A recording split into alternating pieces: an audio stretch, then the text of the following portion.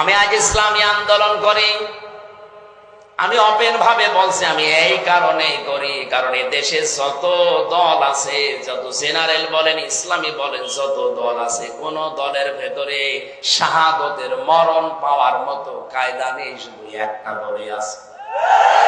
তারা ইসলাম কায়েম করতে গিয়ে জান মাল বাজি রেখে জীবন হাতে নিয়ে ঘরে, এই কারণে এই পথ আমি বেছে নিয়েছি। কারণ আমি জানি ভালো মরণ, শাহাদতের মরণ। 3 বছর জেলের ভেতরে প্রতিদিন আমার তাহাজ্জুদের নামাজের এই দোয়াটাই ছিল, সেজদায় পড়ে আমি সাধারণ মরণ চাই না। আল্লাহুম্মা ইন্নী আসআলুকা শাহাদাতান ফি সাবিলিক। আল্লাহ তুমি যদি মরণ দিও, আমার শাহাদাতের মরণ দিও। কারণ আমি এখন যদি ঈমান নিয়ে মারা যায়, তাহলে কবরে ঘুমিয়ে থাকবো, আর শাহাদাতের মরণ পেলে কিয়ামত পর্যন্ত আল্লাহ আমারে নিজে খাওয়াবে। তাফসীরের ভেতরে পড়েছি আখিরাতের